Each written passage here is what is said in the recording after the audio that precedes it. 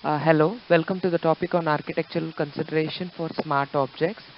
So in this PowerPoint slide, we'll be discussing about what is smart objects, what is smart object networking, and there is a request for comments, draft being published on architectural consideration for smart objects. So we'll go into details in the upcoming slides. So let's get into the details. This slide is the introduction slide and it also explains the need for the topic.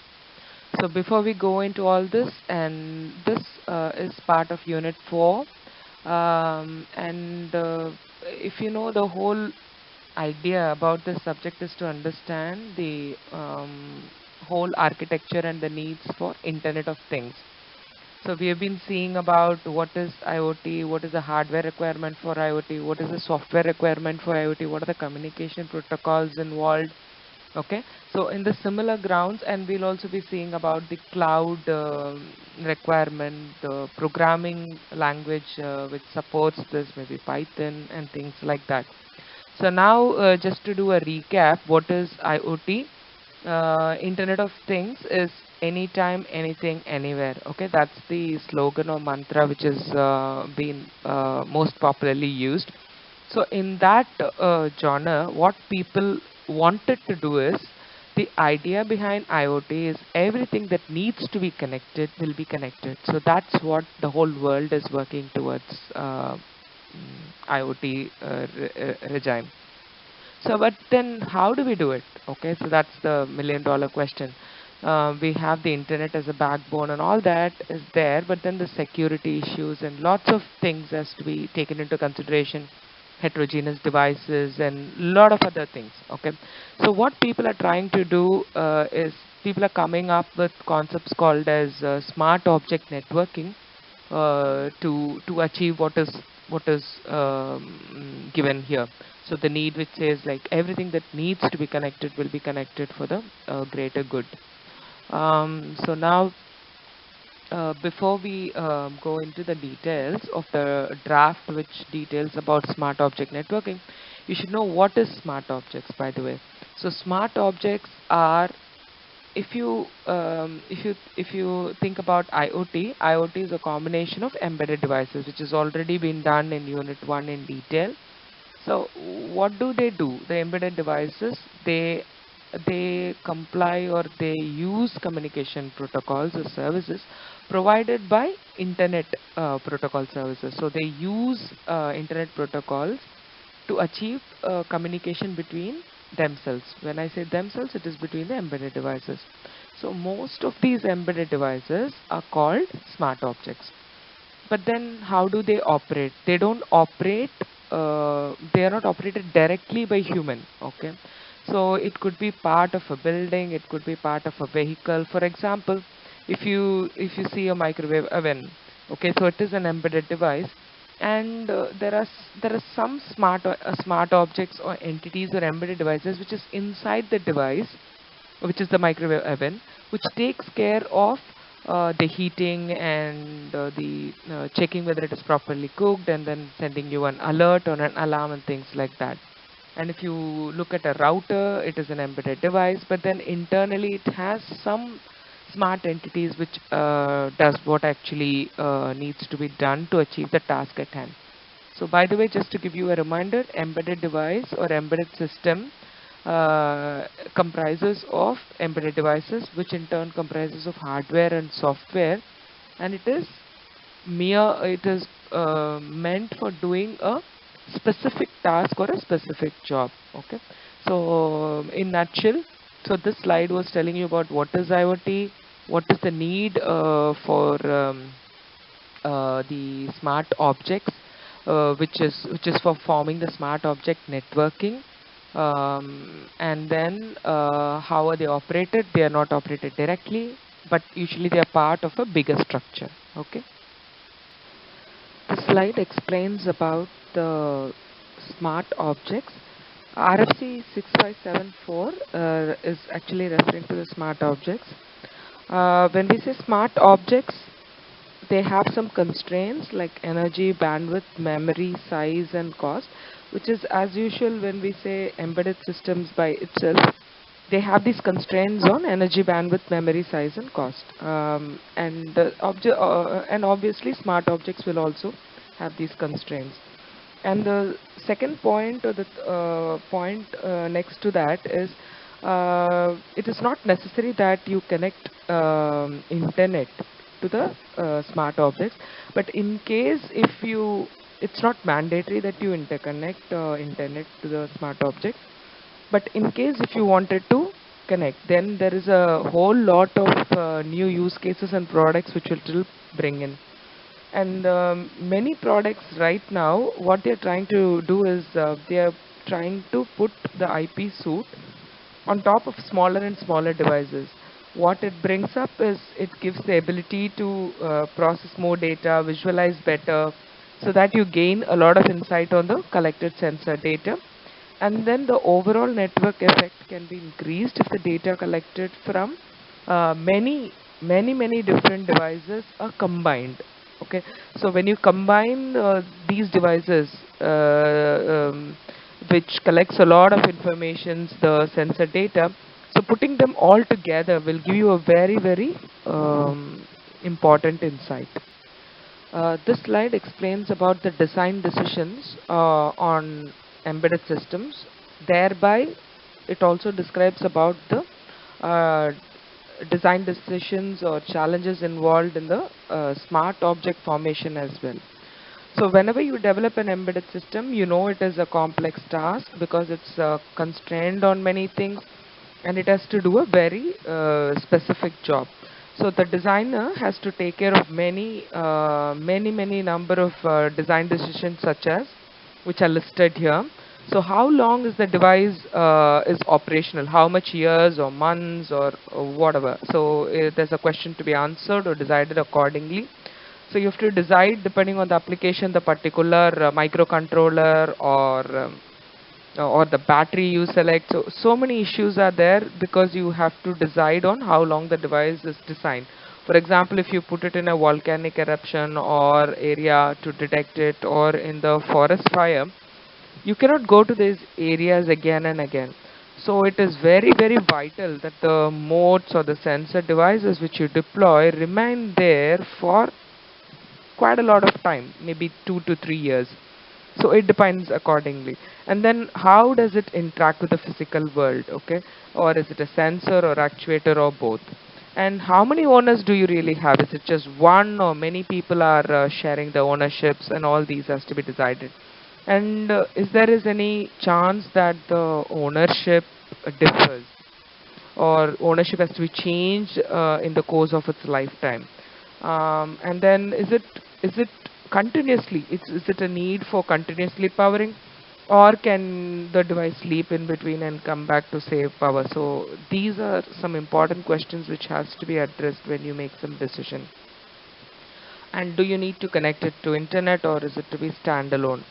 uh, will it be like physically accessible for direct maintenance, or or is it like indirect ways of accessing just the data, where you have some different mechanism to access the data, and then you don't directly talk to the device or the inbuilt memory of it? And then if at all you allow to direct contact to the device, like how does it affect the security? So all these are vital questions which has to be kept in mind. And if you can imagine, if such is the complexity for an embedded device, and now you add internet right on top of it, so please imagine how complex it will now become, right? So even for a designer, so in the designer perspective, so it is not only that the software engineering and the hardware skills which are required. Now on top of it, you should be mastery over your internet protocols. So hence the hardship becomes more. So in order to reduce this, it becomes very essential that you reuse some existing work. So if you start developing everything from scratch, it will become a nightmare. So the idea behind smart objects is they are trying to reuse what is already existing to reduce the complexity involved in designing the smart objects. This slide tells about the four types of smart object communication pattern. The device-to-device communication pattern, the device-to-cloud, device-to-gateway, and the back-end data sharing pattern. So when you say device-to-device communication pattern, the devices from different manufacturers, how do they communicate, or what are the design challenges which you have to come across, will be discussed in detail. And the second communication pattern is device to cloud. So whenever there's a need that you wanted to upload your sensor data to application service provider. So mostly the application service provider and the smart objects in this case mostly will be by the same vendor.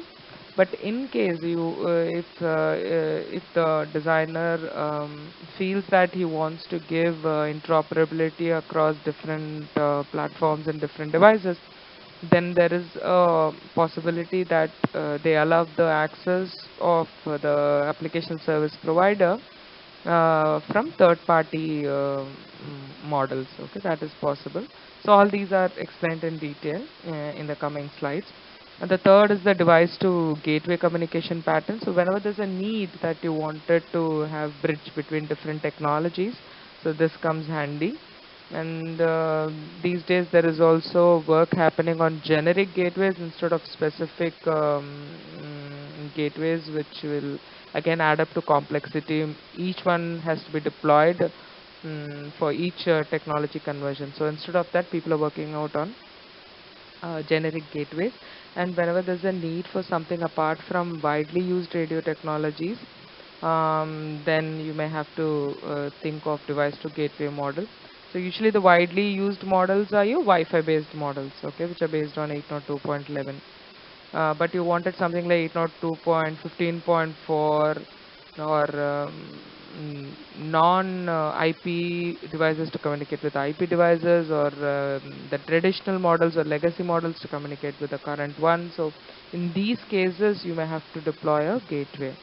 And the last one is your back-end data sharing pattern. So this would be needed when you're not happy or satisfied with a single source data getting into your analytic engine, and then it gives only the inference from the single source point. But then you're interested in getting the data, sensor data from various sources. You want to get all of those combined and then come into some very interesting insights. So this is achieved with a concept which is adopted from your web, which is your mashup. Okay, so all these, whatever I introduced to you now, will be explained in detail in the coming slides. So now we are going to see about how smart objects communicate to each other. So there are four different ways by which you can have the smart objects communicate with each other. Smart object communication patterns are actually four. The first one is a device to device communication pattern. How do they do? The next is device to cloud. The third is device to gateway. And the last one is back-end data sharing pattern. So this slide explains about the first model, which is device to device communication pattern. So now the why do you need this, or why, or what are the challenges involved in device to device communication, is that you have a lot of devices manufactured by different companies. So they are heterogeneous in model, the way they work, the spec and all is very different. So how do you make these kind of devices communicate with each other? So this slide gives you a visual idea of a light bulb and a light switch. So the light switch is operated by manufacturer B, and light bulb is operated by, manufactured by the manufacturer A.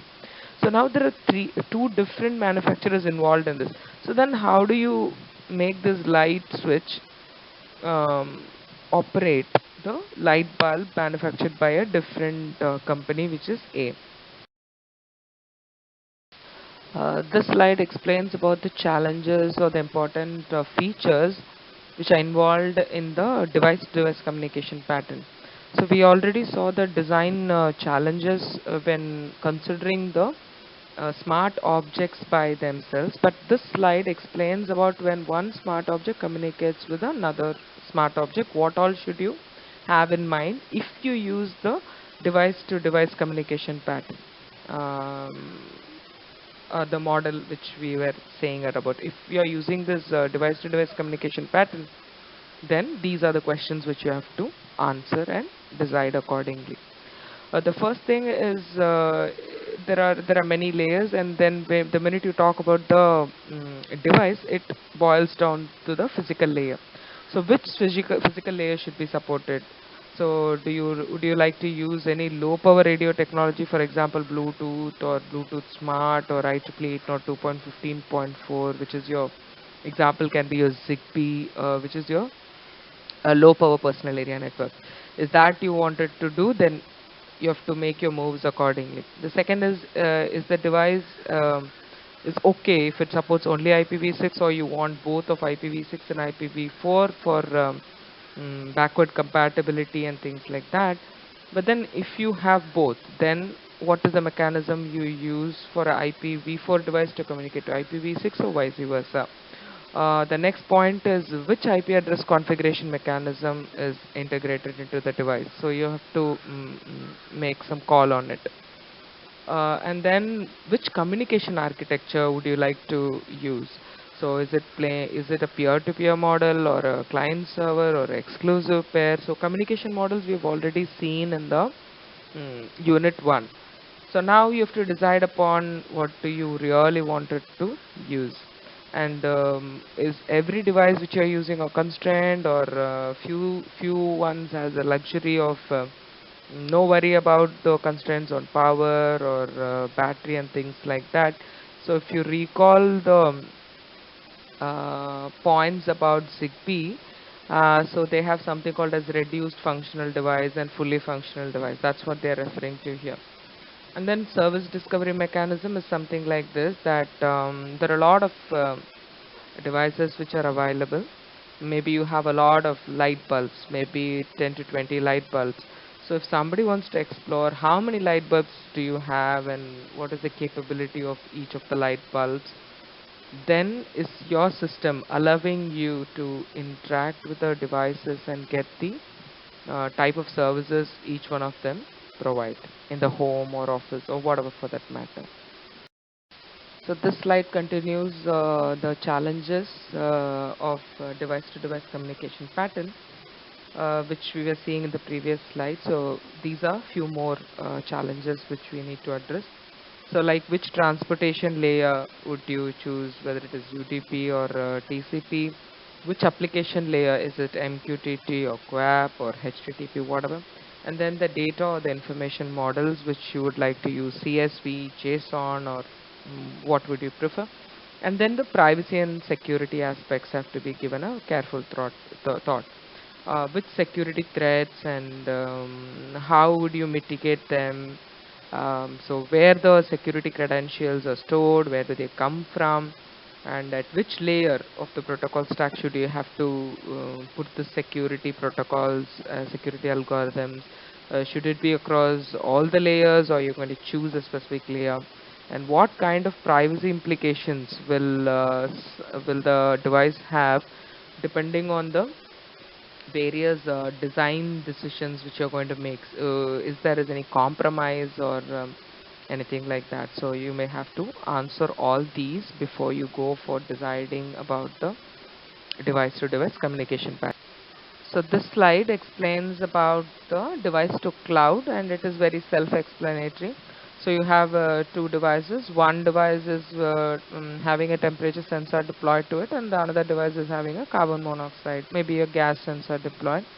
And the idea which the slide is trying to bring before you is these two devices. If you look at the device on the left hand side, the temperature sensor installed one.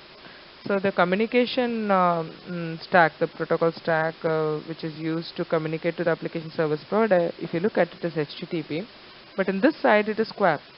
So it is a completely different application layer protocol. Both of them have adopted, and it is possible. That's what they're trying to say. And then your transport layer, you can add up some security, which is your transport layer security, or you can go, if it is UDP as your transport layer, you go for DTLS, which is datagram transport layer security. If it is TCP, you go for TLS, plain transport layer security. and you have your internet protocol in both of the devices. So this stack is actually present in the device, and the data which is collected by these devices are just pushed to the cloud, the application service provider. So this is what this slide tries to explain. This slide explains about the challenges or salient features of device to cloud communication pattern. So in the previous slide we had a figure which was explaining about the communication pattern where the device was uploading its data to a cloud application service instead of talking to the other device directly. So in this case there are some challenges which comes up which you need to take care when going for this model. The application service provider may also be manufactured by the same company which manufactures a smart object. In this case, it is very clear that there is no interoperability issues. Things are very nice, but the whole idea of the IoT is to go across and make it remotely operated and things like that. So it is like you have a IP based communication available, but then still you don't allow them to be accessed across different devices and go across globe. So you're not utilizing or you're under exploiting the service which is there, which you already have an IP based unit, but then you lock down using the devices which are homogeneous, so there's no need for going for interoperability, and the IP is not properly exploited and it is still in silos. So in order to avoid this, the idea is to allow third-party device vendors to connect to the server infrastructure so that you go a little interoperable and a varied heterogeneous devices talk to your application server. It is not something like tied up. So for example, if you look at the Cisco, most of the Cisco products are proprietary. So if you wanted a Cisco product, it will talk to only another Cisco product, and they have a completely um, homemade or like custom made cloud to which all the data is transacted. Only now it is coming out of the picture, and it is giving router as service and software representation, software defined networking models. But as such, if you look at the company on Cisco, so this is what they do, which is again they are proprietorships, and only those devices of their own model communicate with their own cloud units. So, so that was the issue which is addressed here. And if you look at the access networks to which these smart devices or smart objects are connected, not always they are controlled by the application service providing unit. So it is not necessary that it should be controlled by them.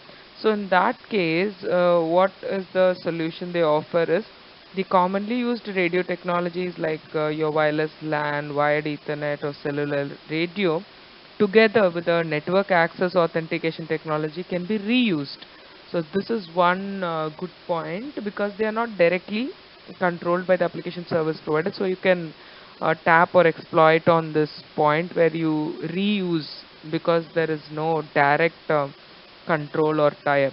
So this is one good point, and the same applies for the IP address configuration as well.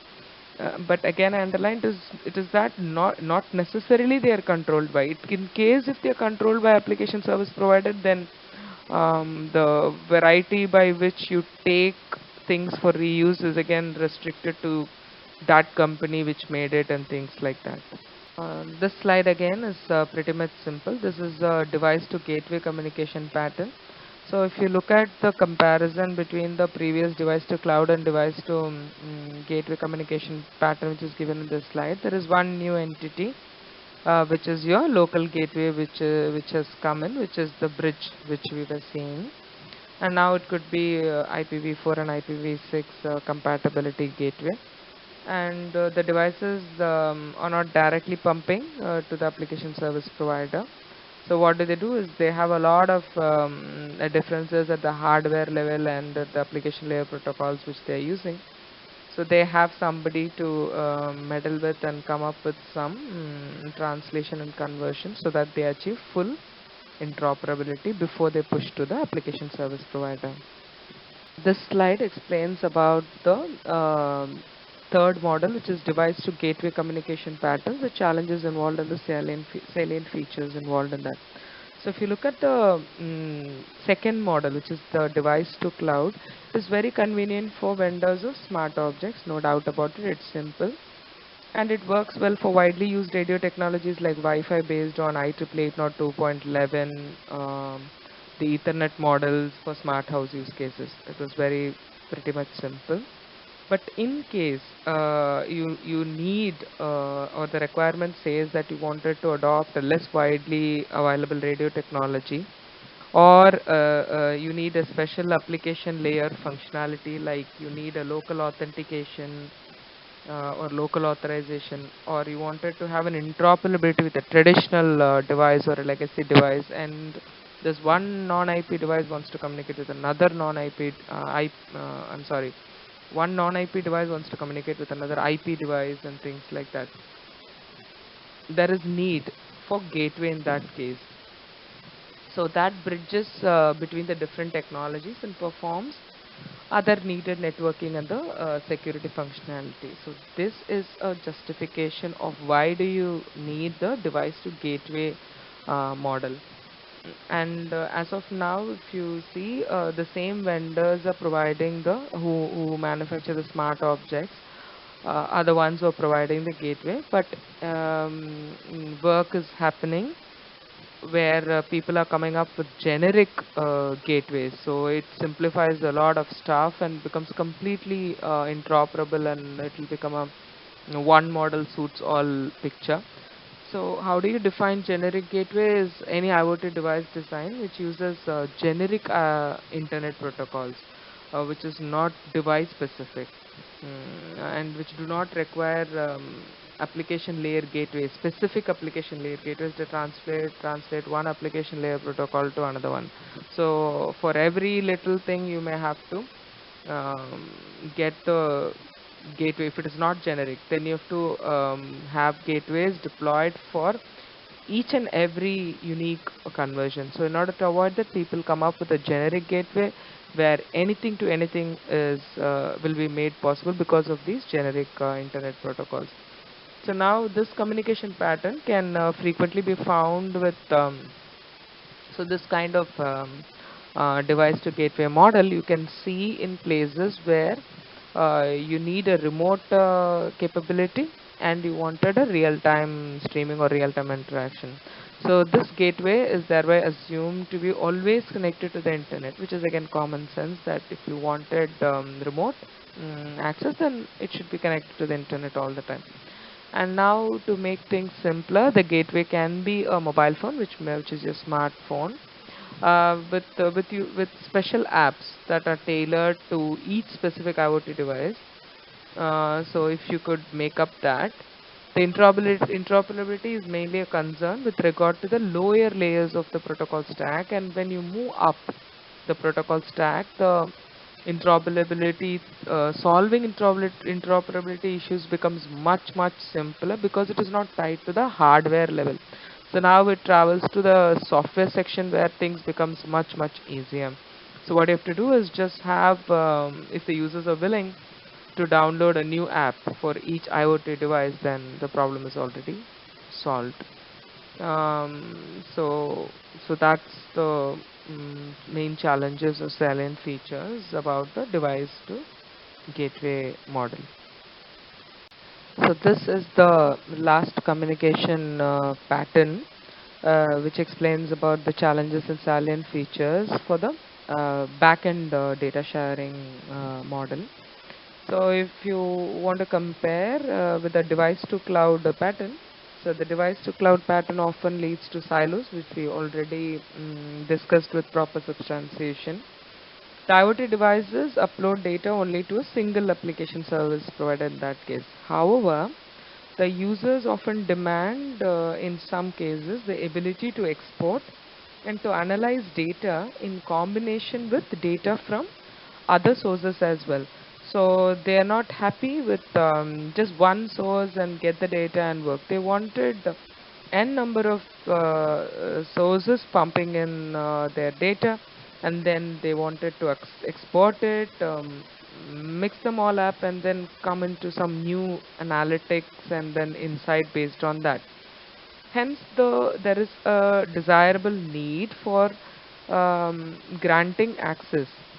Okay, so to the uploaded data, to the uploaded sensor data, to third parties. Only then it becomes possible. So you need some engine which works out, pulls data across various units, and then hook up stuffs and then analyze and give you some very cool insights.